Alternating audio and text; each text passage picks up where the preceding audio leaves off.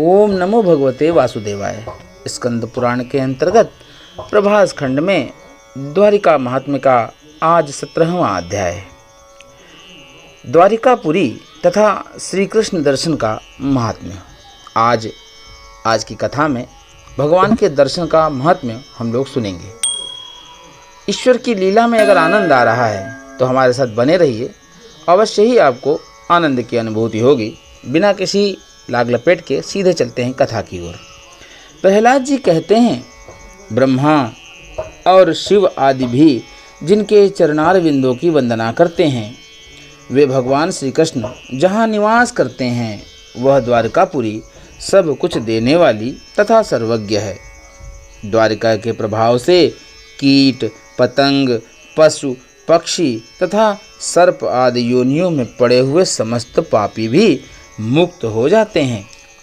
अपि कीट पतंगाद्यः पशवोऽवत सरीसृपाः विमुक्तः पापिनः सर्वे द्वारिकायाः प्रभावतः। फिर जो प्रतिदिन द्वारिका में रहते और जितेंद्रिय होकर भगवान श्री कृष्ण को सेवा में उत्साह पूर्वक लगे रहते हैं, उन मनुष्यों की मुक्ति के विषय में क्या कहना। द्वारिका में रहने वाले समस्त प्राणियों को जो गति प्राप्त होती है वह ऊर्ध्वरेता मुनियों को भी दुर्लभ है। द्वारिका का सब क्षेत्रों और तीर्थों से उत्तम क्षेत्र कही गई है। द्वारिका में जो होम जप दान और तप किए जाते हैं वे सब भगवान श्री कृष्ण के समीप कोटि गुने एवं अक्षय होते हैं। जो द्वारकावासी श्रेष्ठ पुरुषों की निंदा करते हैं वे श्री कृष्ण की कृपा से वंचित हो दुख के घोर समुद्र में गिरते हैं। अतः द्वारकावासी मनुष्य सदा सबके लिए पूजनीय है। द्वारिका में दी हुई अणुमात्र वस्तु भी अक्षय फल देने वाली होती है। जो मनुष्य द्वारिका में अन्नदान करता है उसके दान जनित उत्तम फल का वर्णन करने में ब्रह्मा विष्णु और शिव भी समर्थ नहीं है। ब्राह्मण क्षत्रिय वैश्य शूद्र अंत्यज तथा स्त्री जो भी द्वारिका में भक्ति पूर्वक निवास करते हैं वे विष्णु लोक में प्रतिष्ठित होते हैं। द्वारिकावासी का दर्शन और स्पर्श करके भी मनुष्य बड़े बड़े पापों से मुक्त हो स्वर्गलोक में निवास करते हैं। द्वारका का महात्म्य सबसे श्रेष्ठ है। वहाँ की पवित्र धूलि भी पापियों को मोक्ष देने वाली है। वे प्रवरों, जिस दिन बृहस्पति सिंह राशि पर आते हैं उस तिथि को द्वारिका में कुशावर्त से लेकर गोमती समुद्र संगम तक कहीं भी गोमती में किया हुआ स्नान 12 गोदावरी स्नान के समान फल देने वाला है। जो दूसरे को भी द्वारका भेजता है वह सब पापों से मुक्त हो जाता है। द्वारका जाओ ऐसा कहकर जो वहाँ जाने के लिए प्रेरणा करता है उसके दर्शन से ही मनुष्य पाप मुक्त हो जाते हैं। जो मनुष्य द्वारका की ओर मुँह करके द्वारिका द्वारिका द्वारिका द्वारका द्वारका इसका कीर्तन करता है वह भगवान श्री कृष्ण की कृपा से निश्चय ही मोक्ष का भागी होता है।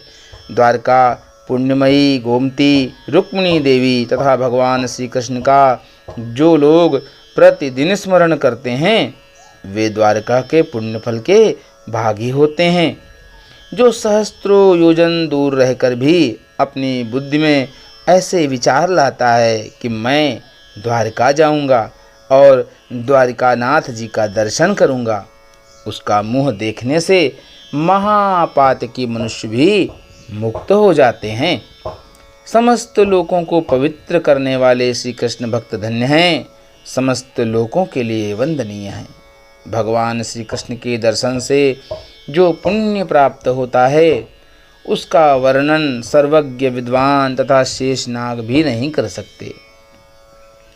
श्री कृष्ण दर्शन के पुण्यफल का कभी अंत नहीं होता।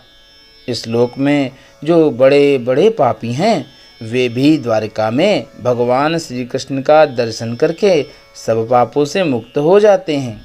जिन भगवान श्री कृष्ण के सामीप्य से गोमती का जड़ जल भी ब्रह्म विद्या से स्पर्धा रखता है, स्नान मात्र से ही बड़े बड़े पापों को भस्म कर डालता है, जिनके क्षेत्र की चक्र चिन्हित शिलाएं भी सबको मोक्ष देने वाली हैं, मगध आदि देशों में भी पूजित होने पर जहाँ की चक्र चिन्हित शिलाएं मुक्ति देती हैं, जिनके क्षेत्र की पवित्र धूल सब पापियों को मोक्ष देने में समर्थ है, तथा जिनके क्षेत्र में जाने के लिए विचार करना भी पातकों का नाश कर देता है, उन्हीं भगवान श्री कृष्ण और उनकी पूरी द्वारिका के दर्शन से पाप नष्ट हो जाते हैं। ऐसा कहने से उनकी क्या स्तुति होती है। द्वारिका जाते हुए जो मनुष्य श्री कृष्ण दर्शन की महिमा का वर्णन करता है, उसके पुण्य की संख्या बताना शेषनाग जैसे विद्वानों के लिए भी असंभव है।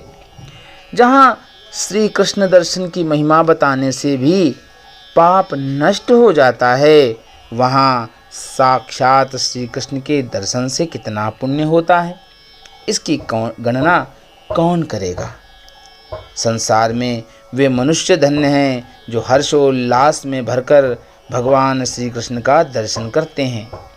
जब दर्शन की ऐसी महिमा है, तब उनके स्पर्श से तथा दुग्ध आदि के द्वारा उनके स्नान पूजन आदि करने से जो पुण्य प्राप्त होता है, उसे कौन बता सकता है। रात के चौथे प्रहर में दुग्ध का स्नान उत्तम है। पूजा, आरती, नैवेद्य, तांबूल, नमस्कार, गीत, वाद्य और नृत्य ये श्री कृष्ण को प्रिय हैं। जो एकादशी को भगवान श्री कृष्ण की प्रीति के लिए गीत और नृत्य करते हैं, वे भगवान श्री कृष्ण के प्रिय भक्त हैं। जो भली भांति पूजित होने पर श्री कृष्ण की झांकी करते हैं, वे महान पुण्य को प्राप्त होते हैं।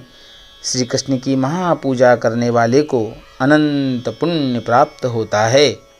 संसार में वे मनुष्य धन्य हैं जो सदा श्री कृष्ण देव का दर्शन, स्पर्श, पूजन, स्तुति और नमस्कार करते हैं। जो मनुष्य द्वारिका में काष्ठ या प्रस्तर की प्रतिमा स्थापित करता है, उसने मानो तीनों लोकों की स्थापना कर ली। वह भगवान विष्णु के समान हो जाता है और तीनों लोकों का साम्राज्य प्राप्त करता है। इस प्रकार स्कंद पुराण के अंतर्गत प्रभास खंड में द्वारिका महात्म्य का यह 17वां अध्याय पूर्ण हुआ। प्रेम से बोलिएगा जय श्री कृष्ण। ओम नमो भगवते वासुदेवाय। यहाँ तक वीडियो अगर अच्छा लगा हो और आपको यह कथा पसंद आई हो तो वीडियो को लाइक ज़रूर कीजिएगा। साथ ही साथ चैनल को अगर सब्सक्राइब न किया हो तो इसको तुरंत कर लीजिएगा और बेल आइकन को प्रेस करके, ताकि बेल आइकन को प्रेस करेंगे तो हमारे वीडियो आपको समय पर मिलते रहेंगे। और शेयर करने लायक अगर वीडियो लगा हो कि कथा शेयर करनी चाहिए तो ज़रूर शेयर करिएगा। इन्हीं शब्दों के साथ आप प्रसन्नता प्राप्त करें। बोलिएगा प्रेम से जय श्री कृष्ण।